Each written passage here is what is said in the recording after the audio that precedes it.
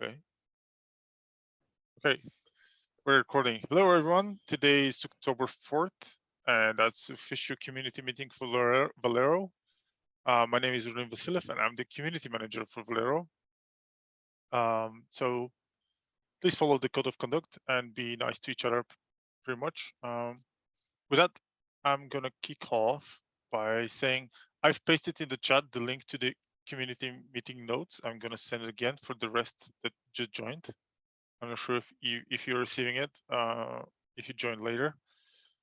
With this one, I'm going to share my screen for a second. Thank you, everyone, for signing up into the attendance for today. Shall we start with the status updates? Scott, yeah, sure. And these are more kind of ongoing, kind of needing review issues rather than new issues. But the big one is the item action plugin design. It's actually needed for one of the main things we're focusing on for the next release. So we kind of need to get this wrapped up and improved relatively soon. This is going to allow us to go forward with some data mover work, as well as other things. Basically, any plugin that will wants to initiate some other action in an external controller, so that can happen without blocking Velero, and then Velero comes back and checks the status later. So the design's been up for a while. We've had some comments and updates. And then related to that, there's the, because we do have 110 is going to have the basic functionality around allowing for plugin API versioning. 110 won't have any new plugin APIs defined, but the infrastructure is in place to allow additional kind of changes to the plugin design. This will allow us to modify return signatures, add methods to plugin APIs without breaking existing plugins. And that's kind of the goal there. And we have a couple of designs up for the backup. Actually, do you want me to open? I have a restore item action and a volume Snapshotter, and I think the backup item action v2 was already approved, or maybe I forgot to link that. I don't remember off the top of my head. Which one? But is that the first one? No, the first one is so this is the overall design of the feature that allows that calls for changing the plugin interfaces and changing Velero to allow for plugins to start actions that run in the background. And then to support this feature, we need to modify the plugin APIs for backup item action, restore item action, and the volume Snapshotter. And so this is kind of the big overall design. And these are, and I'll check after the meeting to double check if there's a third one I need a link, because there's the backup item action design. Oh, actually, I'm sorry. This is I linked the wrong thing. I pulled middle meeting. So this was just the refactoring for V1. That's already done. I will update the meeting notes. But if you look at open PRs by me, there should be a couple of plugin. Yeah, if you just look at, PRs and then search for, and I'll update the meeting notes to link to those properly after the meeting. But I have 2 designs up for backup item action and restore item action. The backup item action is basically implementing or calling for the implementation of the changes that we need for that async plugin design. We're adding a stat. I think it's what we call it. It's progress method. So we can, after the backup is done, we call in progress on the for the plugin to see if the external action is completed. There's also a cancel function. And yeah, there's some comments here from Lyndon, because there are some additional things they were thinking of that we might want in V2 around. There's some concern about some of the storage related plugins, specifically around the CSI snapshots, kind of manually calling into Velero and looking up things relating to Restic. And kind of the thinking was we might want those to be able to have it built into the API rather than just kind of calling it manually. But there's no proposed design yet for that. So the basic approach that we've been taking with kind of how we wanted to handle plugin API designs is that we start with the design for a feature. And so, for example, we had the item action progress feature that we looked at. There's another feature that Lyndon's referencing here where we want to add some explicit kind of changes to the plugins so that plugins can know whether or not restic is relevant. The concern there is that request doesn't have a design yet. We haven't come up with what those API changes would be. So I guess the point here is that there's kind of a two-step process with API changes for plugins. One is to define the functionality, define what we need, get that agreed upon and an approved design. And the next step is to propose an explicit change to the API that says, hey, we need this new function. We need to modify the arguments to this function or the return to that function. And so, there's this possible change we need to add to backup item action around restic in the future, but that's not defined yet. So that's not included here yet, is I guess my point. So this design is really just what we need to handle this asynchronous plugin work. And I had a proof of concept PR that I put together not to merge, just to make sure that I could define a new plugin for backup item action that added a new dummy function. It worked. So this is basically implementing the same idea, but with real and actual needs for Velero. So we see we're adding the here the progress function, the cancel function, and then the new inputs and outputs for those. Scott, then we also have the restore item action design.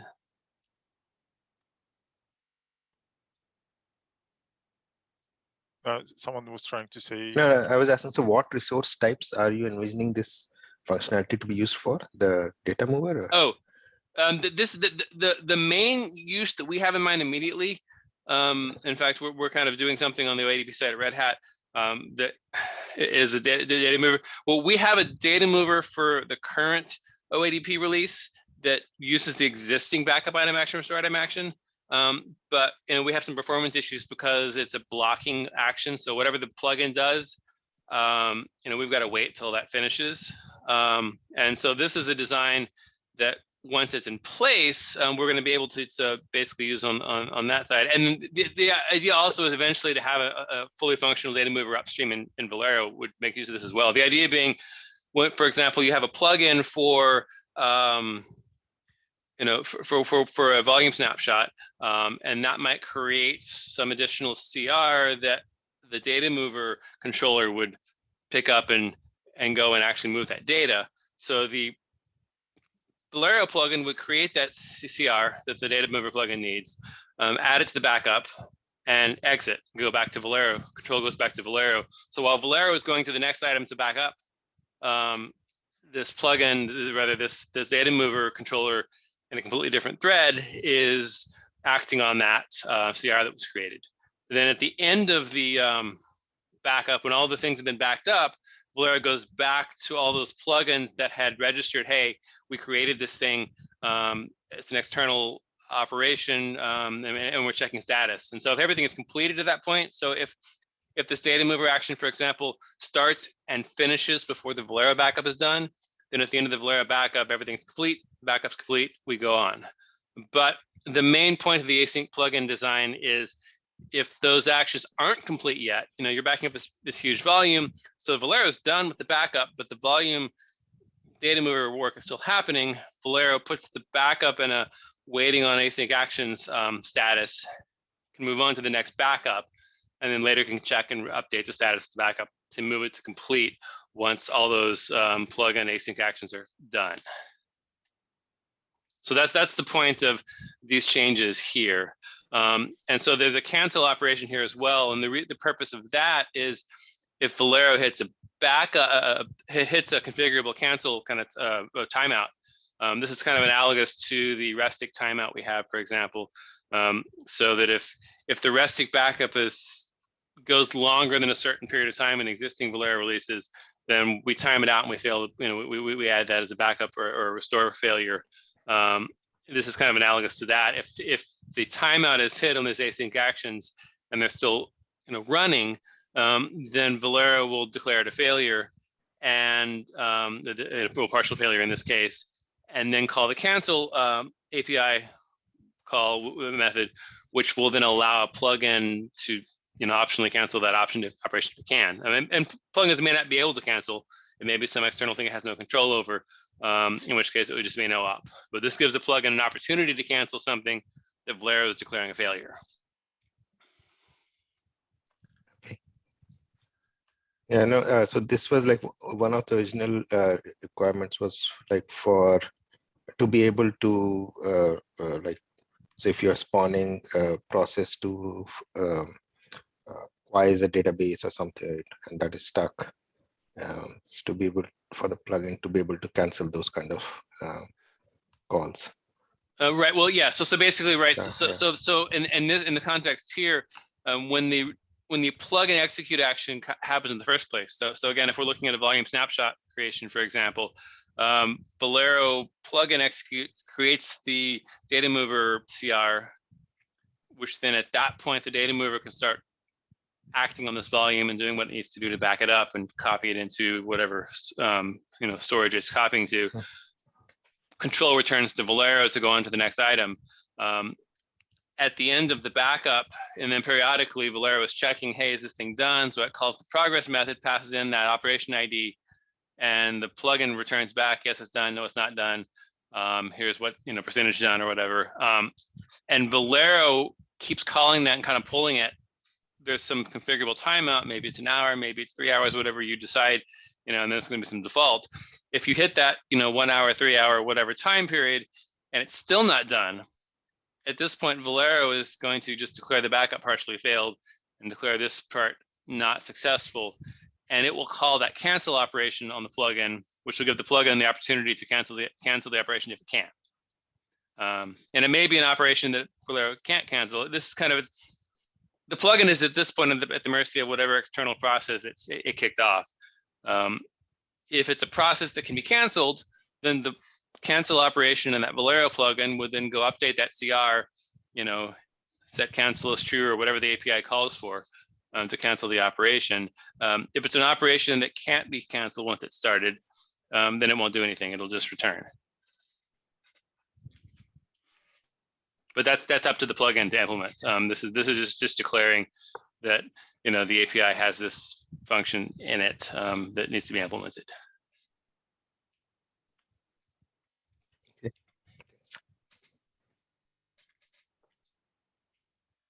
Should I switch to restore Sure. item action? Yeah, and restore item action is slightly different. It's got 2 things in it, actually. We have the same kind of corresponding changes relating to the async plugin work. So we have that progress and cancel. We're modifying the execute method return to be able to return that optional async operation ID. All of that is pretty much one-to-one correspondence with what we're doing on the backup item action. Again, initially to support the data mover use case, but there could be other external plugin use cases that, basically any plugin that needs to run some operation that could take a long time, that doesn't need to block Velero's backup or restore process on, would be a candidate to use this API. And again, the restore item action basically includes the same changes as the backup item action for that feature. There's another feature that this includes that we actually had a design approved for quite a while back, but we couldn't implement it until we had plugin versioning.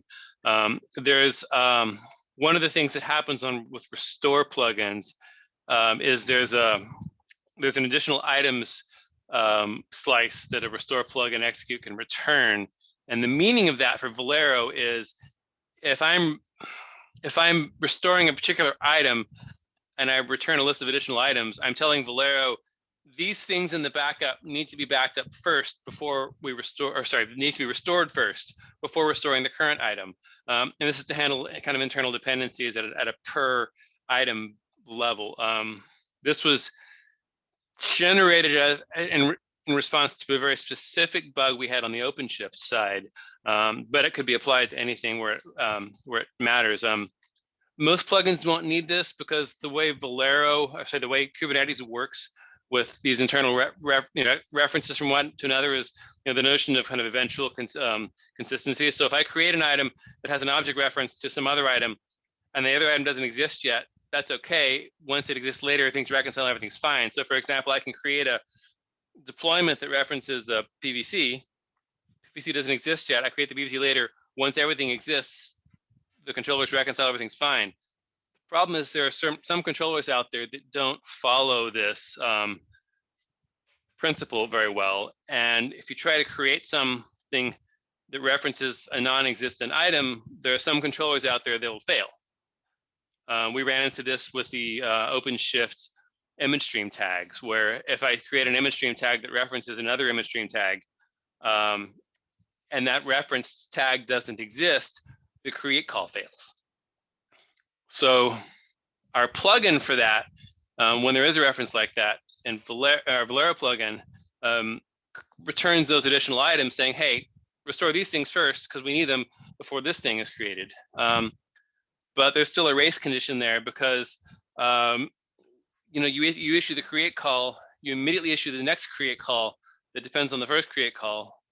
But sometimes with Kubernetes, if you do a get immediately after a create, you don't see it yet. So there are still cases where if you immediately run these two creates one after the other, things still fail. So we have the notion of a wait for additional items to be ready flag that we pass here. The idea being, if a plugin chooses to return that flag, then after it goes through the additional items creation, it'll call back into the plugin saying, hey, are the items ready?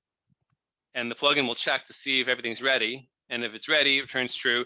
And then Velero creates the item and then it goes on, finishes the restore. If it's not ready yet, we go into this wait loop where we kind of wait and try again. So that's a feature that was a design that was already approved some time back. We originally were hoping to get it in 1.9 and maybe even 1.8, I think. But because we didn't have plugin versioning, we couldn't implement this because without plugin versioning, if we added a new function to the plugin API, it breaks all previous existing plugins, and that wasn't acceptable. So now that we have plugin versioning, we can add these new fields in the new method to the plugin v2. That way, old plugins that don't implement this are okay. So this design combines two plugin changes, because one of the things that we had agreed to when we approved the plugin design is that when we create a new plugin API version, we're not going to create a V2, V3, V4 for every single thing we add, because if I add 2 or 3 things within one Velero release, it makes no sense to release V2 and V3 at the same time.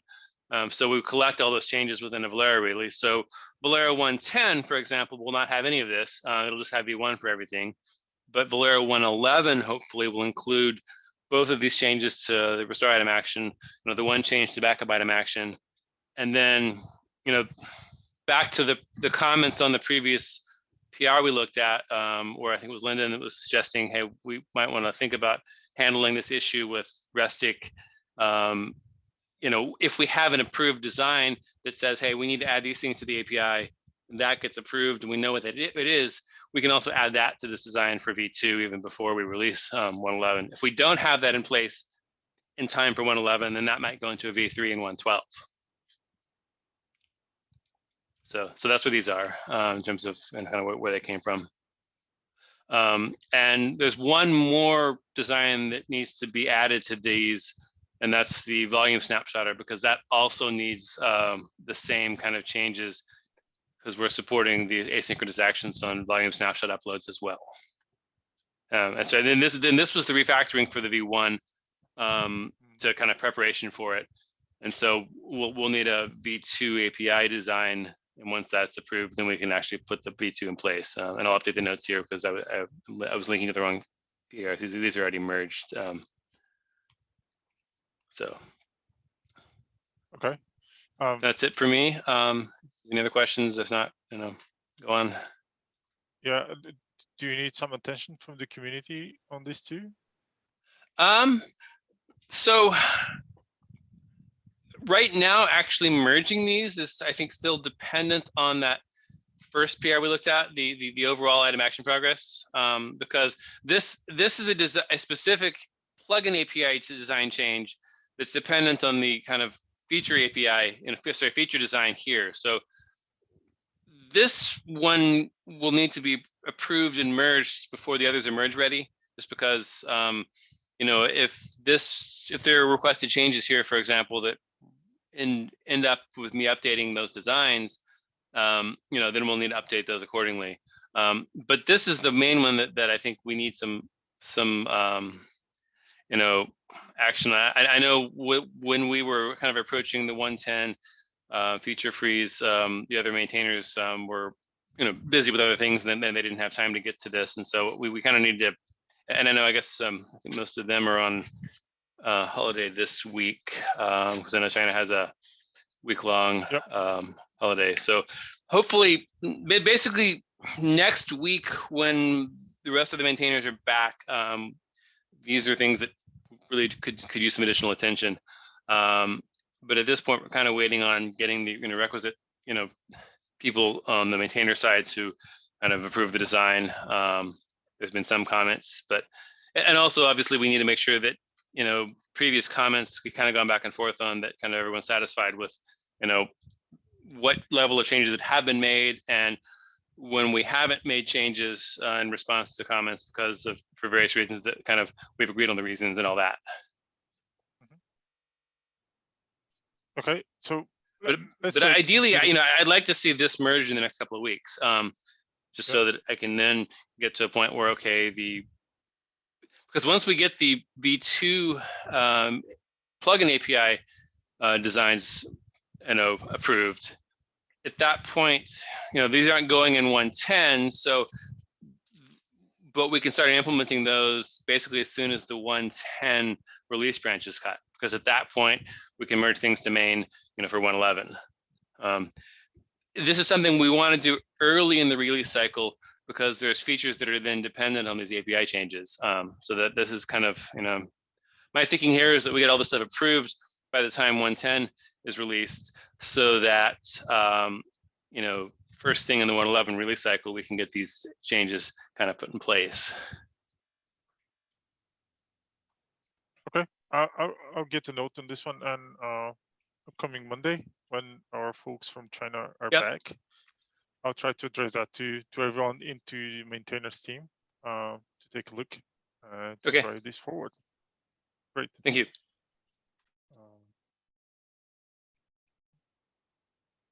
Let me get this one. Just taking note on this one. Sorry for that. Okay. All right. Anyone questions on these two, actually 4 PRs?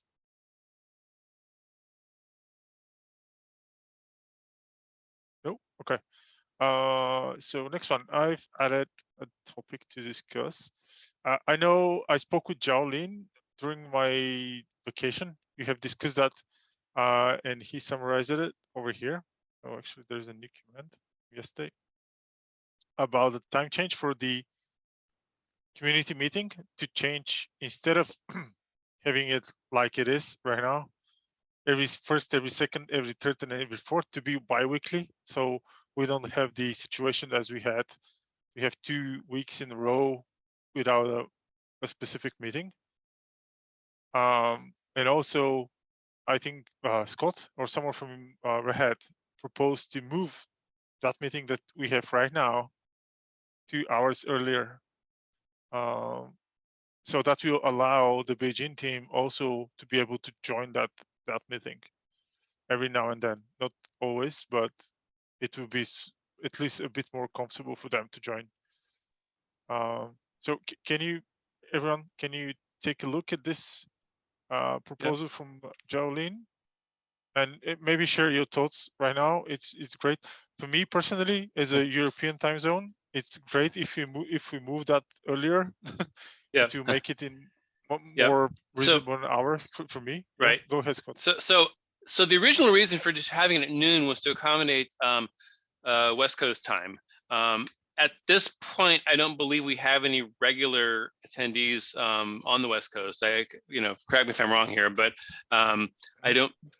Scott, Dave is currently maintainer, but I don't believe he has attended in a few months. I don't know what his plans are. Who's that? David? Dave. Dave is still yeah. listed as a maintainer, but has not participated in the meetings recently. I don't know that if he plans to. I have some updates about that in a minute. Okay. Okay, yeah. so that was my thinking of just based on actual participation, moving it 2 hours earlier.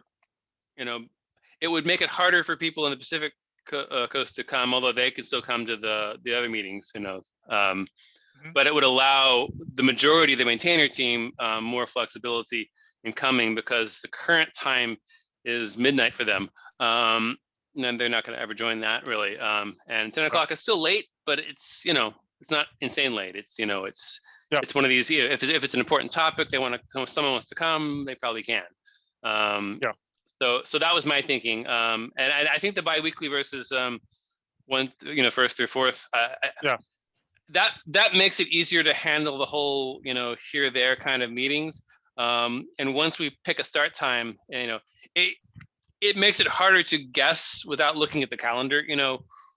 Which meeting is today, but as long as everyone's calendars has those biweekly meetings on there, I mean, we all have other meetings that are biweekly. That's something that's relatively, common, I think. To accomplish, And it's a little confusing when we, about half the months have a fifth, Tuesday, where there's no meeting, and it's like, okay, and then it's, so I think that's a good suggestion too.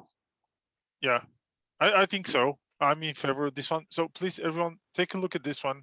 So practically nothing will change, except we want to have the situation where last week of the month don't have a Tuesday, and the first week of next month don't have a Tuesday, or something like that. So, well, in terms of Pacific, sorry. So what does the time look like? So 7 a.m. for 7 a.m. and then the other would be at 7 p.m. Is it? So right now, for me, we're in that interval. So Pacific should be 9 a.m. Well, no, because it's 9 a.m. right now. But if we're talking about moving it 2 hours earlier, that puts it to 7 a.m. That would be like this. Yeah. So bi-weekly 7 a.m. And then the other week it's 7. No, so is it? Wait, is it? It's 7. It's something like here. Yeah, the Beijing time. So it's right. So it's 8 p.m. So that's 5 p.m. for West Coast. Yeah. So basically, with that proposal, it would be 1 week is 5 p.m. West Coast, the next week is 7 a.m. Okay. Okay, sounds good. So yeah, no. So Fong's left airline. So, but we'll have few folks joining. They will be in West Coast. That's why I was hoping at least 7 a.m. I guess is okay. Okay, and again, my thinking with the change is that 7 a.m. is kind of in a similar category, I think, for the Beijing people. This puts it at a time that's slightly inconvenient, but it's not entirely impossible.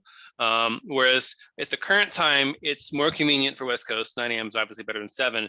But it's midnight for China, where more than half the maintainer team is, and so it's basically impossible for them to join at all. So that was my thinking of moving it, is to make it's kind of a trade-off. It is slightly more inconvenient for some people, but it's it gets to a point where I think it kind of maximizes the ability of maintainers and other community members to participate. And if there's other suggestions, that's fine too. That was just my thinking, was because. I mean, last time, for example, when we had this meeting, there was one, or it was maybe twice ago, where the only people on the call were Red Hat people, because no one from VMware was available at that time. Yeah, I find your proposal super reasonable, and I think if everyone is happy with this one, someone said that Fong left. You mean left Dell, or? Yeah, he left Dell, so yeah, he won't be participating. He won't be. Okay. So I think Scott, you have taken over most of the plugin. That was actually before. Yeah. It was before I knew that Fong was leaving. I have no idea whether it was before he he knew he was leaving, but that's not, the point was that I Yeah. talked to him over the summer because I know he had some other things, at Dell that were taking up his time. He was otherwise occupied and he didn't have time to finish the plugin versioning. So I took over that for him because of that. A few weeks ago, but I guess about a month and a half ago. Yeah, we'll have new folks joining a couple of weeks from now. So yeah, okay, we'll have nice, more active participation then. Yeah. Oh, sure, that'll be good. But I talked to Phong quite a bit in the handoff to make sure that I kind of caught up to where he was in the plugin version and kind of got everything in place that he was still had remaining. So the PR that he started that he'd been working on, we got that merged a few weeks ago. And then what I've done since then was kind of following on to that work, kind of completing it. Nice. And Sukarna, you're saying, am I pronouncing your name properly? Yeah, Sukarna, yeah, you got it. Okay, great. So you say some folks will join and they'll be also working and assigned. No, to, what I'm to saying was, Velero? yeah, so right now, so we'll have 1 or 2 folks joining Dell again, our team, and then, yeah, we'll have more active participation at the Velero development. Perfect. Good news. Thank you. Talking about new folks and old folks, I spoke with Dave Wichita about the architecture role and his involvement. Obviously, he won't be active, so we have to figure out election for new architect and to take someone to take over that and to lead that effort. I'll speak with Pradeep, the PM, how we can drive this forward. But I got the message from Dave that he won't be able to take the architectural role. I'm just waiting confirmation from his side if he's going to continue to be part of the maintenance team, because I think he has a structural role into the team, but he cannot play the architect anymore. So we need a new face there to drive this effort. I'll keep you updated on this one. How, to be honest, as of now, I'm not sure how we have to approach that thing, because it was always a VMware folk to be the architect. So yeah, give me time to figure this out. What's the proper way to approach this one, and we'll do that. Is there anything in the community documentation that speaks to how that is done? That's the thing that I don't know for now. Because I got the message from Dave like 5 minutes ago. So I'm unprepared for this one. I just wanted to share that Dave responded to my question if he's going to be active or not, but I'm unprepared for the rest of the question, how we're going to proceed. So yeah, I mean, we do have a governance doc. So I don't, off the top of my head, I don't remember whether that doc addresses how this is handled. It needs to address it. I think the first thing we need to do is figure out, what, like you said, you need to figure out how to proceed. Whatever you're going to do with that, if it's not in the governance doc, it needs to be in the governance doc. And through whatever process we have by voting on those changes, because exactly. Like you said, you said in the past it was VMware, and maybe it still is. Maybe that changes. Maybe it's more flexible. Whatever that process is needs to be in the governance doc, and that change to the governance doc needs to follow this, the procedures that we have to follow for those changes. Yep. So we should, if it's not there, we should define it and then apply it. That's my thinking. Yeah. So yeah. Okay. Great. Okay, next one on the list. I'm super scared to pronounce that name, so please go ahead. Yenchen, yeah, so I don't see him here. So this was a issue we saw at customer side. They're using OpenShift and Dell PowerTech uses OADP, right? So I was hoping to get some input from the community. So bug is open for a while. So I know we have Red Hat folks here. So they are using this matrix application, and I got that error in the front. I don't know, maybe Scott or you have comments on this. If you scroll up, right, early in the beginning of the bug,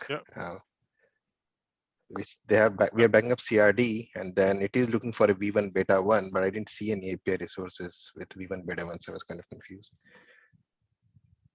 So is this a CRD that was defined Well, first of all, are we, so it's failing in the backup, is that right? Yeah. Okay, so yeah, I haven't seen this, but it looks like it's trying to back up something and it can't find. Yeah, he DM'd me on Slack, and yeah, from the logs it looks like the CID doesn't have the V1 beta 1 in the cluster, so it probably came from some upgrade, and the old CID was probably deprecated but left over in the cluster, so you can't back up the old resource.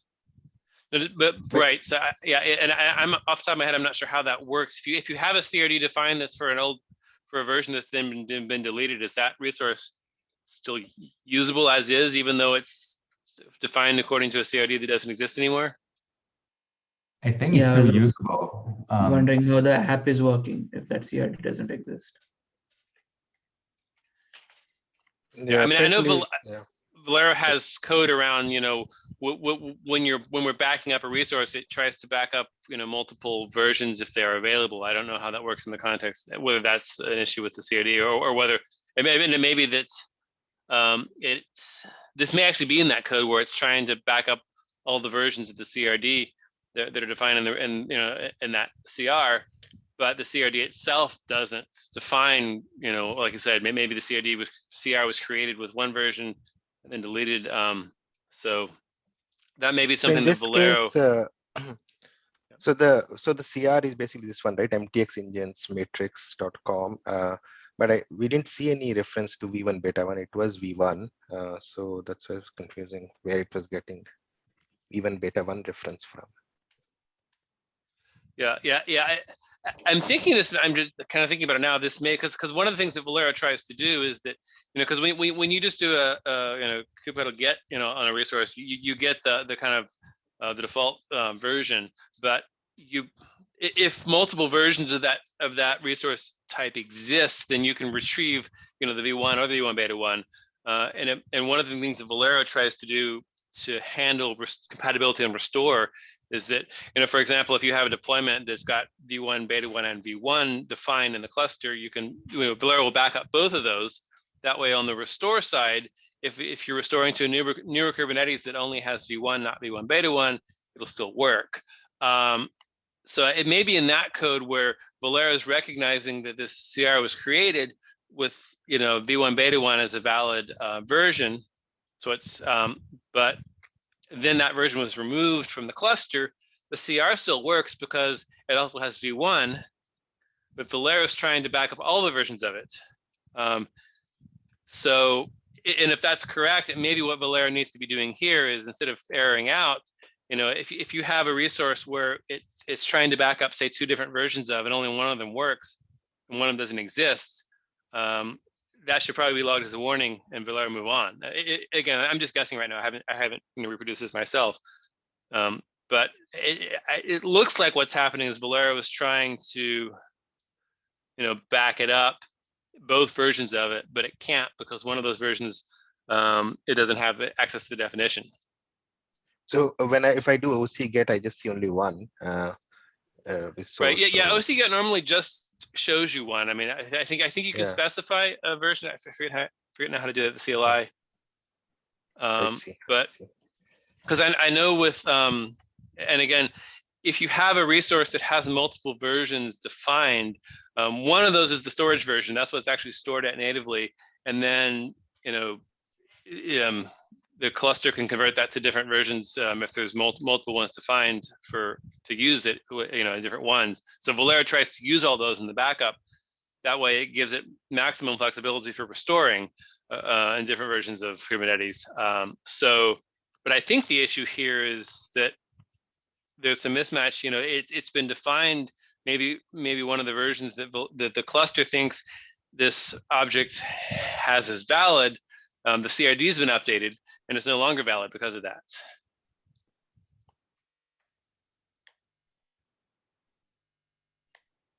I see. So the other option would be to just delete the V1 beta 1 instance, if we have the V1 instance.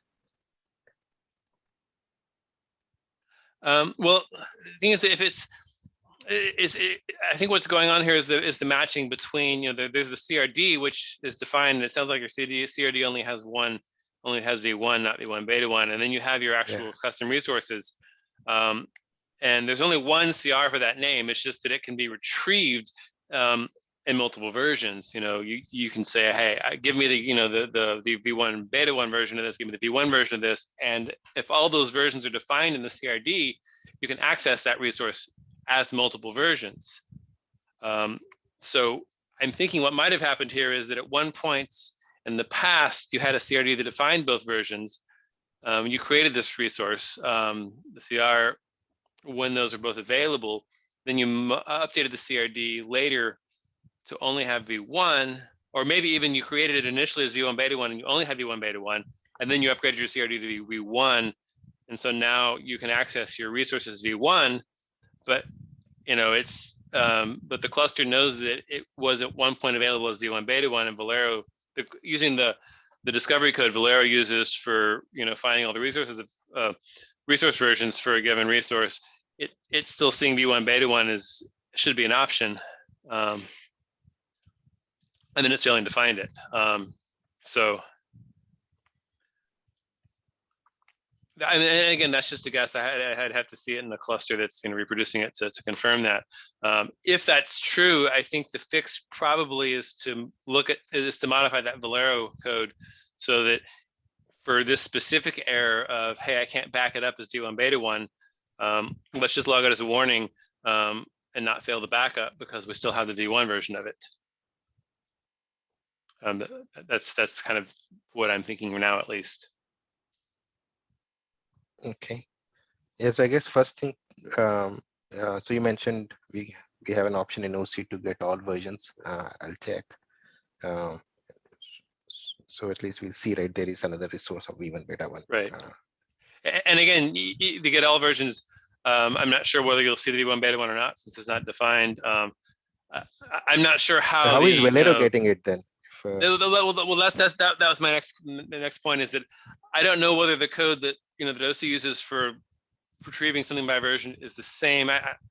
It's been a while since I've looked at the Velero multi-version backup code, so I don't remember off the top of my head what Velero uses to determine the list of group versions that it needs to back something up as.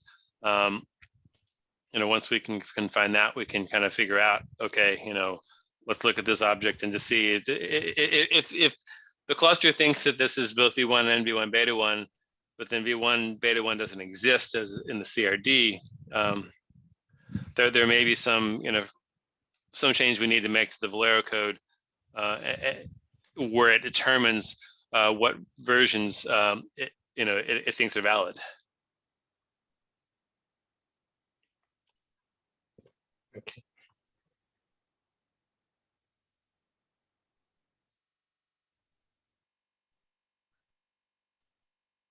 And we'll look at it further. So, yeah, we'll get back. Yeah, can you guys structure a bit this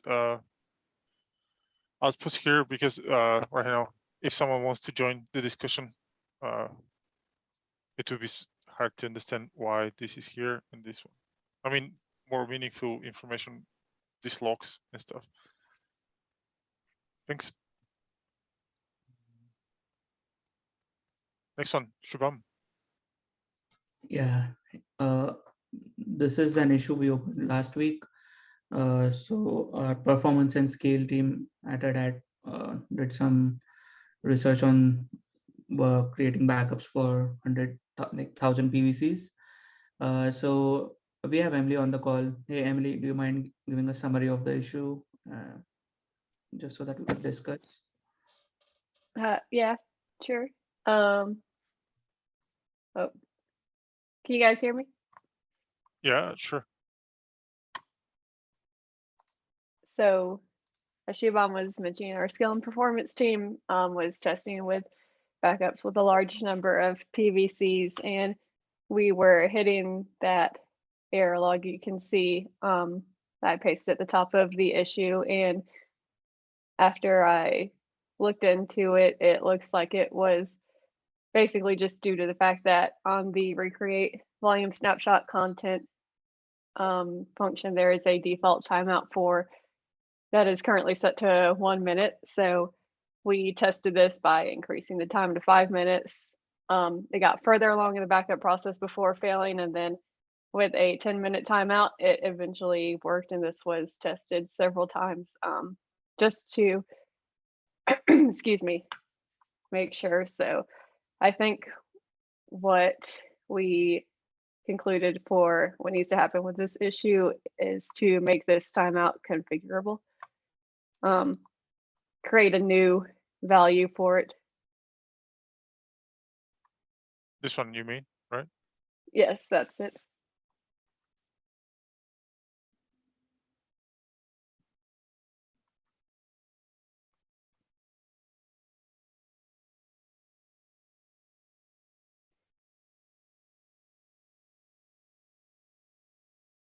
I Is that missed it? anything, Shubham?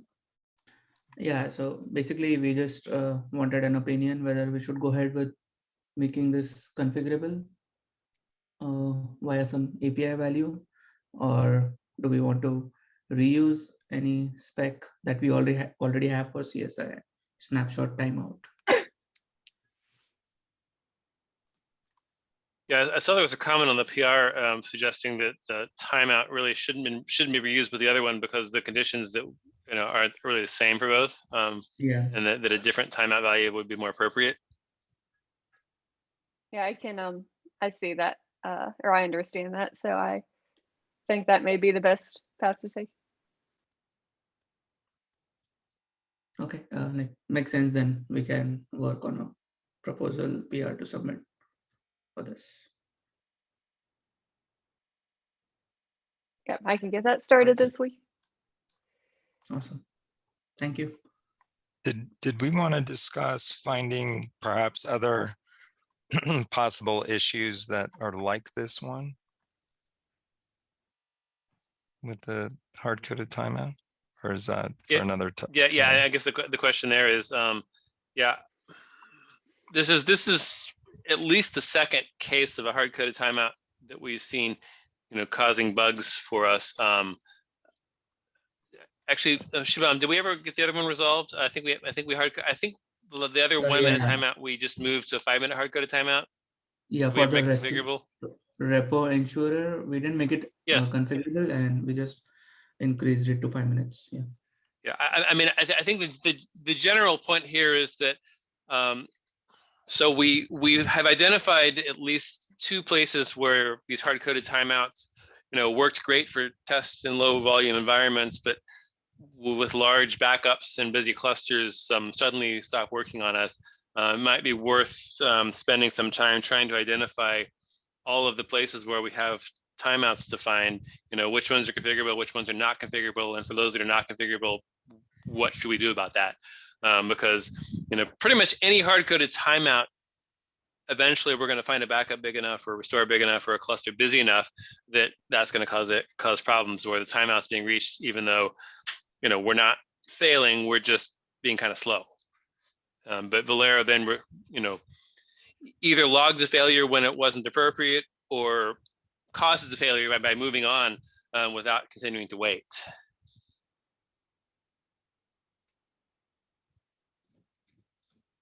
I mean, it might be appropriate to, at some point, just to go through the code base and identify again any time we're doing a wait using a hard-coded value. Let's create an issue on it and then discuss what should be done, if anything.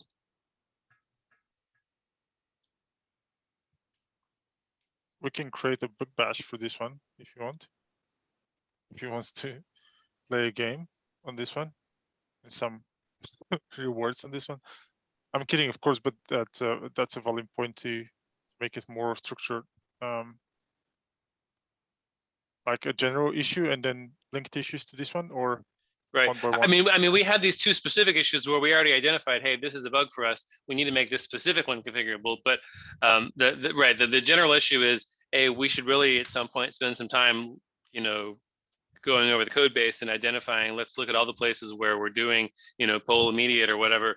Check what value we're using for the timeout and figuring out, does that value come from something hard-coded like it is here, or does that value come from, some configuration file, and kind of go from there.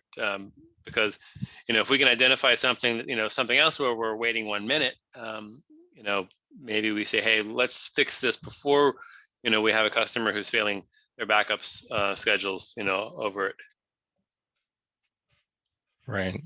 And perhaps not go overboard and not create a custom key value pair for each one, but have a class of timeouts per, I mean, logical area or I something. think we'll have to see how many we have. I mean, Yeah. so far the cases we've had are, relatively unrelated to each other, and the conditions that might cause you to, there might be some cases where, hey, we need to increase the timeout because we have a huge number of volumes. There may be other cases where it's some other load related thing, or maybe the scale is different. In one case, the timeout needs to go from 1 minute to 5, but there may be another one that needs to go from 10 to 30. So those are cases where the same timeout would not make sense. But I think the first step is to identify the cases, and then we can decide whether grouping some of them to make a common configuration value makes sense. Yeah, 100%. Agree. If we can add 3 new configuration values instead of 10, that would probably be better, assuming that, and there may only be 3 more cases. So we don't right now. I don't think there's a huge number of these in the code base, but there's certainly probably more than one of them that we haven't seen yet. But how we handle that is going to depend on whether we're talking about 2 or 20 or what. And out of curiosity, we're gonna approach it like, if not defined, customly defined, to have a default value of whatever it is right now, right? So in this case, we have right now 1 minute, and if you do not define it during deployment, it will be 1 minute. If you deploy it with different value, it will apply. And again, I think that, I mean, you're right. We certainly need defaults for all these, because we don't expect users to suddenly have to start defining them.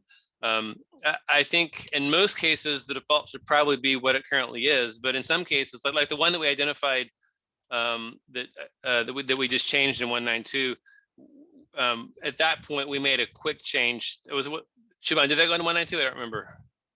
Or was it just locally in OADP? Yeah, no, it got CP'd. Yeah, it's in 192. Okay, so 192, for example, the first thing we did was we realized that the default of 1 minute probably was too small to be the default, and so we made a one line change to update that default to 5 minutes, which happened to solve all of our use cases for it.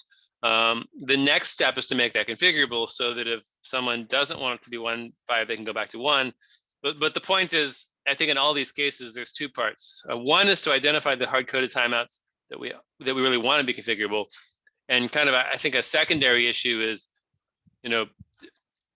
are the hard-coded numbers we're using now, are those sane values to be the default? I think, initially that's what you do. You'd make the default whatever it is, the hard-coded value. But then we can also have the opportunity when we're making the change to say, this particular one doesn't make sense as a default. It's too small, it's too big, whatever, and we can change it.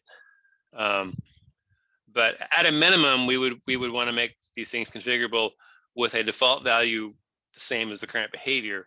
That way, a user who's not making any changes, the functionality is not changed. They don't have to specify any of these things. Every time out here needs a default, obviously, because especially users just starting out are not going to know what they need. They're just going to assume that the defaults are reasonable for an average customer, average user. And that if you're backing up thousands of volumes or thousands of something else, that's when going into this, you're probably going to want to update some defaults.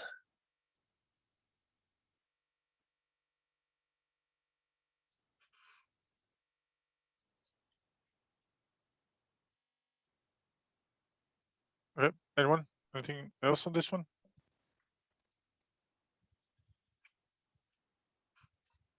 Nope. I had a message from, excuse me if I'm not pronouncing the name, Nikhil, to discuss this one. Nikhil, are you here? Yeah, can you hear me? Super low and super distant, but yeah, give it a try.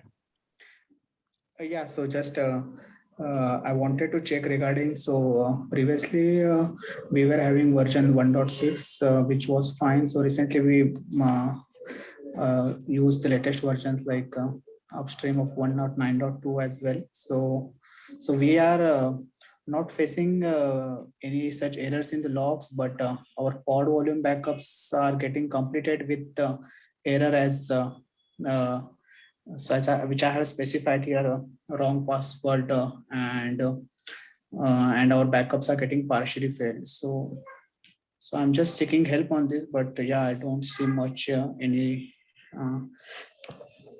updates on this. So just wanted to check. So if someone has any idea on this.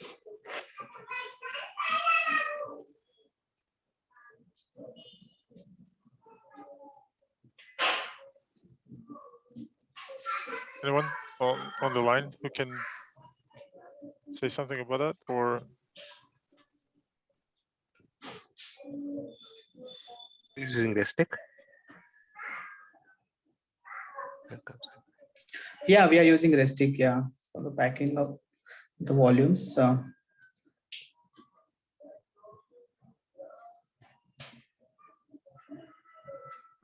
gonna paste that in the main chat. So if someone wants to take a look deeper. By the way, Nikhil, can you add that to the meeting minutes, please?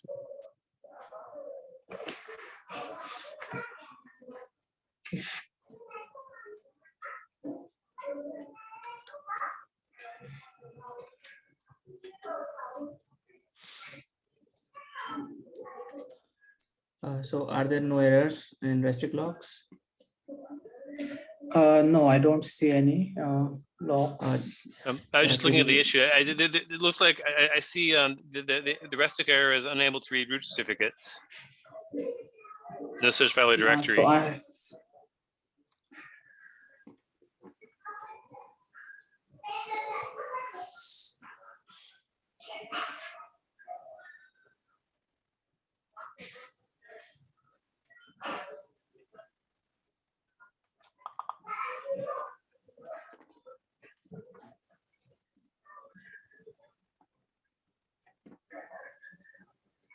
Yeah, I don't know. Maybe that doesn't get added to the Restic pod logs, or it may be that you're looking at a different pod. But I do see the pod volume backup itself has that error message. Yeah, so pod volume backups are getting completed, but with that error message. So all the volumes which it is trying to back up, so it's all are getting completed. So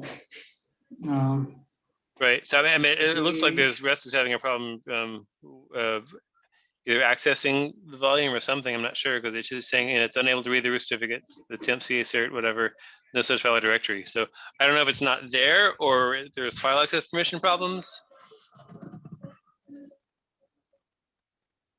so maybe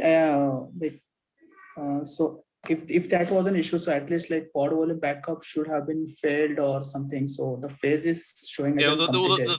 The first one I see does show it failed. That was the one, the first one linked in the issue. I see. Yeah, well, because I see there were. Scott, do you want to share so you can guide us through?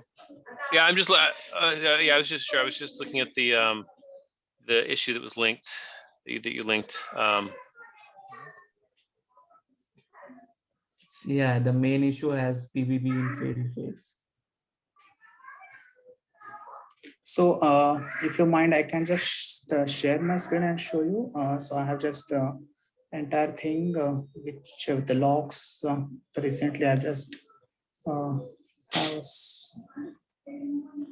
was for this demo, like I have just have the logs and the statuses, so that if you want I can share my screen. By the way, we're 2 minutes after the hour. Is that everything? Is that okay for everyone? And Scott, do you have some time to take a look at this one? Yeah, I can look at it. I mean, yeah, For the rest of the folks, Okay. thank you very much for joining today. Feel free to leave if you have something else to do. Yeah, So and I see maybe it. like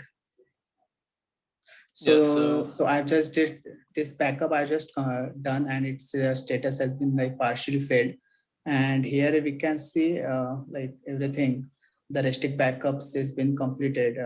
So yeah, here I don't and see any errors. Total items so if you look at backup if you do Velero logs on that backup, it should show what the errors were. So this is the logs I'm having. So it's in debug mode.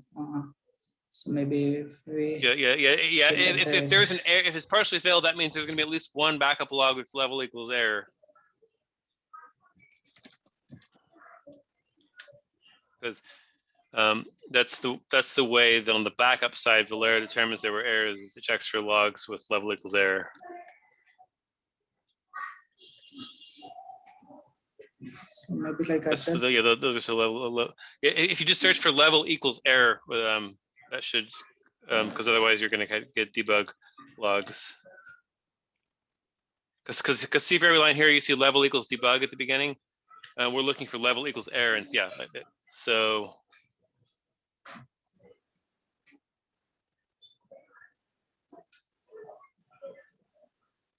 Do you remember running into issues with download requests? Wait, is that are you just looking at the backup logs for this backup, or are you looking at the whole pod logs? I think these are pod logs, not backup logs. We need to look at the backup logs. Otherwise, you're gonna see other errors that are gonna get in the way. Because we want to look at just the logs for this backup. So you can do Velero backup logs and the backup name. So this is, I guess, this is what the error, which is maybe we can error backing up items. Yeah. So that okay. Yeah. So this is probably the error then, because yeah, it's saying okay. So wrong password and no key found. So this is the restic logs. And with restic logs, you need to make sure you're looking at the right restic pod. It's got to be the same pod that your regular pod. Yeah. So basically, this is the normal my developer node, which I have only one restic pod and. Okay, only one node. Okay, got it. So yeah.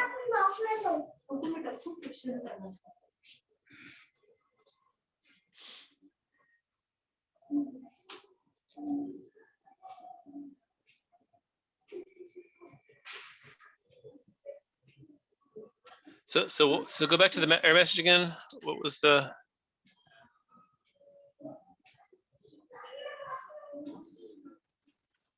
I'm thinking the wrong password or no key found.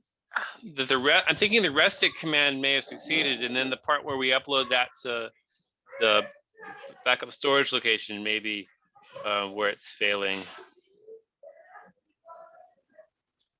Because if we check this pod volume backup status, so here it is showing the phase has been completed and progress is also completed, like bytes done, total bytes out of, but this is the message it is showing. Right.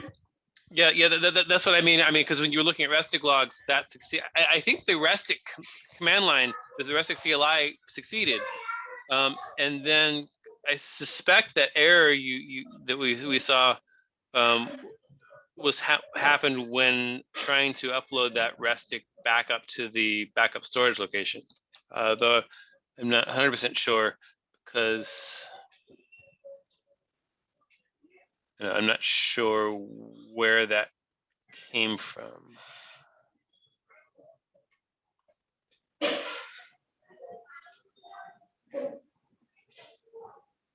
see.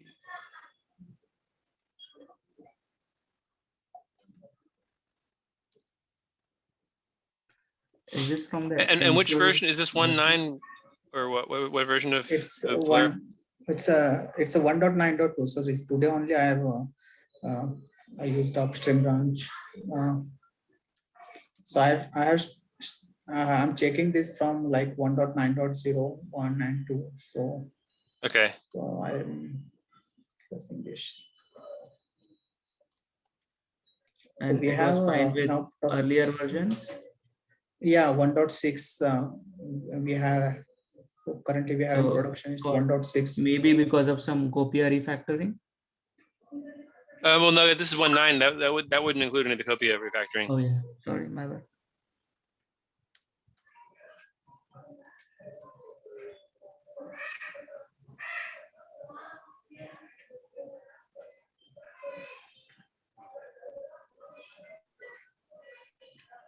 So maybe like just as an approach which can follow more to like troubleshoot this issue, was also like another thing, and just suggest me.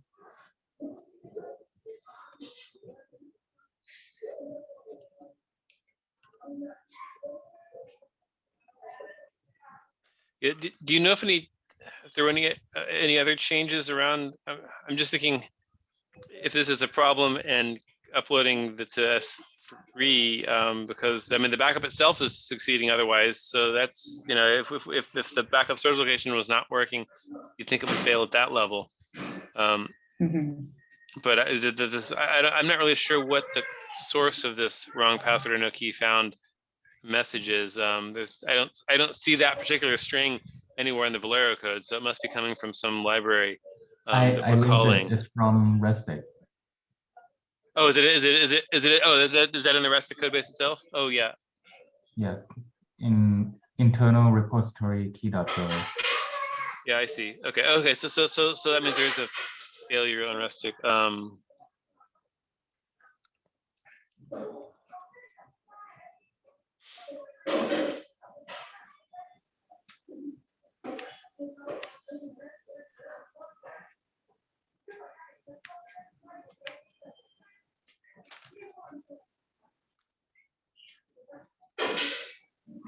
We'd probably have to look in the Rustic code to see what conditions cause, lead to that. Maybe an issue with the Rustic repository itself. Looks like it's in that. I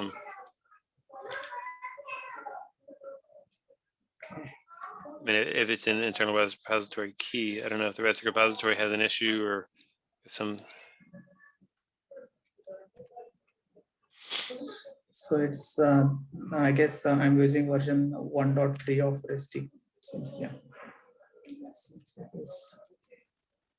Yeah, it says error no key found is returned when no key for the repository could be decrypted.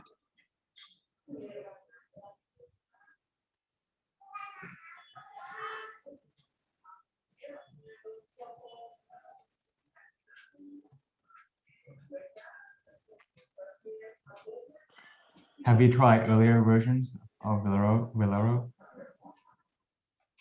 And not really. I'm checking from 1.9 itself. So I thought of discussing this. Then I was thinking of like with 1.7 or 1.8 maybe. Yeah.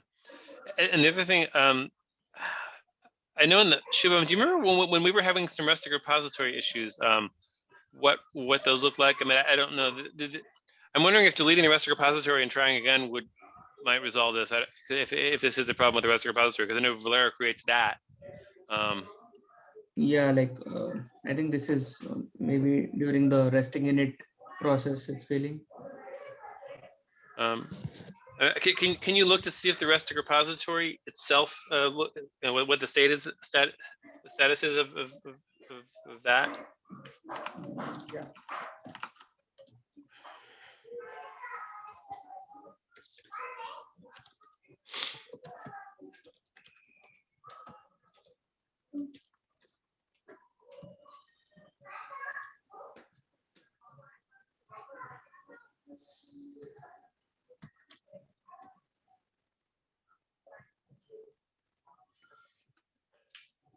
So phase is ready.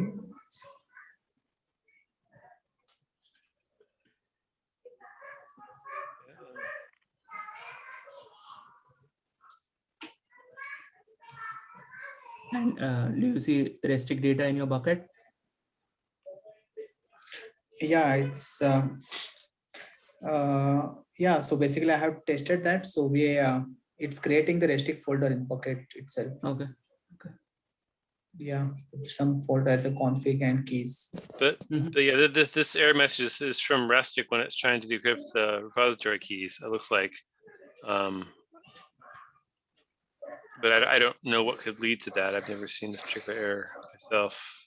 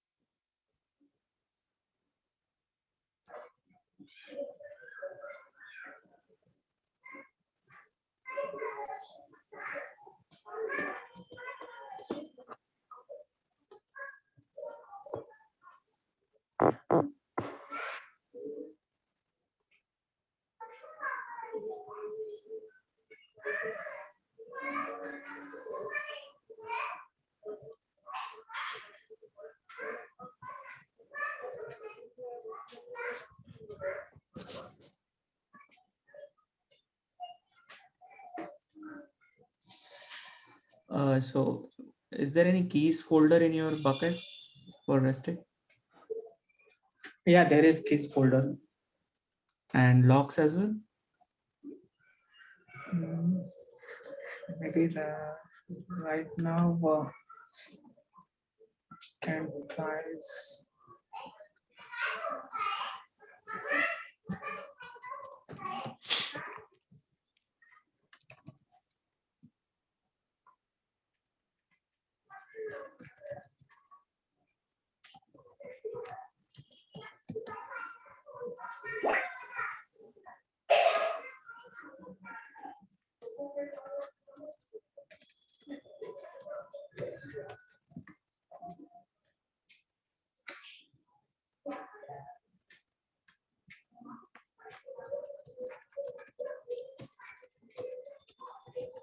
So if you do you get the same error message if you try a second backup? And did this backup failure happen right like when you first created the? Just because I was looking on kind of searching for any other Velero issues that had this error message, and I found one from several years ago where like the first backup would fail with that message, and then after that it would succeed. There was some concern that the Restic repository was taking longer to be initialized, and maybe the wait code was not, waiting properly for it. Yes, So I don't know if you, not basically. So I tried testing that as well because I was thinking like maybe Velero is taking before initializing the repository is trying to take the snapshot. So, but the community guy he replied that it's the correct like way how it works basically. right, So, but I just wonder if you tried to take a second backup after the first, for the same namespace or whatever, did you get the same error? Yeah, I got same error basically. So okay. Itself like this, the phase is getting completed with the same error. Okay. Yeah, I mean it's definitely a Restic error relating to the repository, but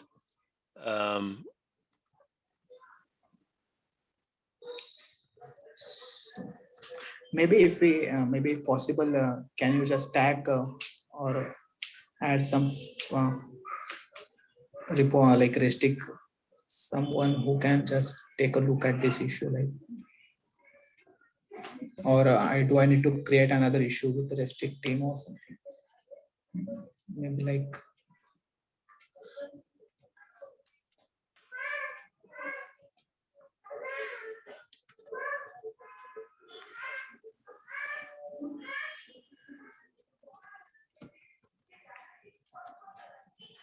I mean, maybe that's, I guess what it's still not clear is what might be different about your environment. So I was just trying to look at restic upstream issues to see, but again, they all seem to be relating to restic repository somehow, but.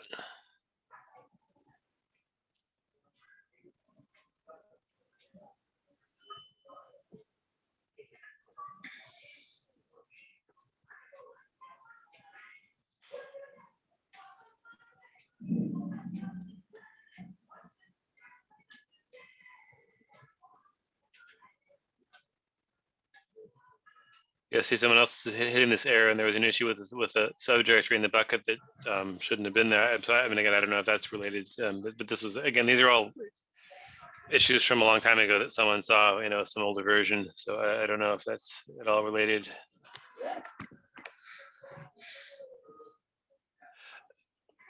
I wonder, are you using the same bucket that you used in the older version of in terms of your backup storage location?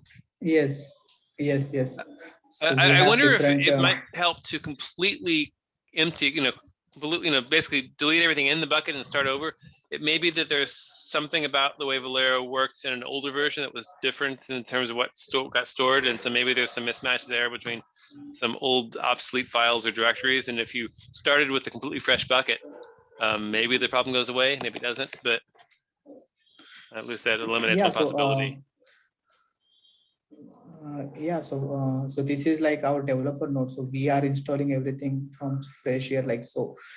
We are also testing on different clusters, but this is our fresh cluster where I've just right. But is the bucket for your backup storage location have old stuff in it, or was that also completely new when you tested this? Yeah, it's temporary. It's a completely new as well. So here, if you can see this S3 proxy we are using. So this is the bucket which is like temporary test 01 dash backup. Okay, so it was completely empty when you started. Yeah, it's empty. So we are expecting all the data. It's inside this backup v2 folder. So here we are having backup folder, restrict folder, and yeah, restore. So that's.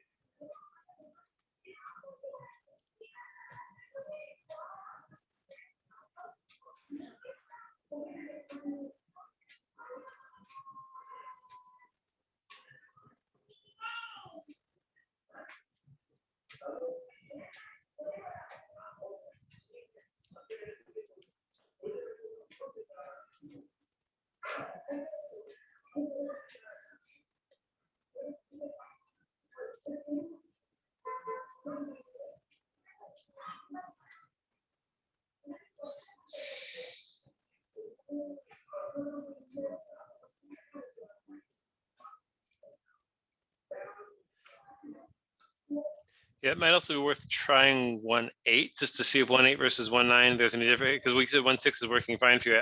So I don't know if this could be relating to a different restic version. That can be possible, yeah.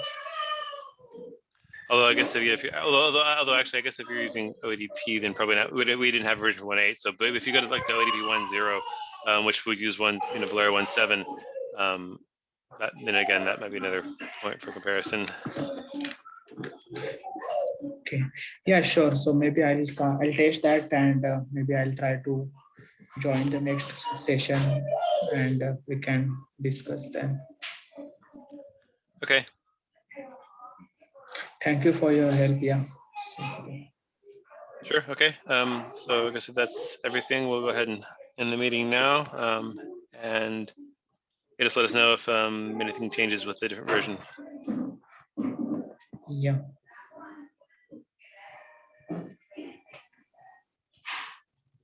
Okay.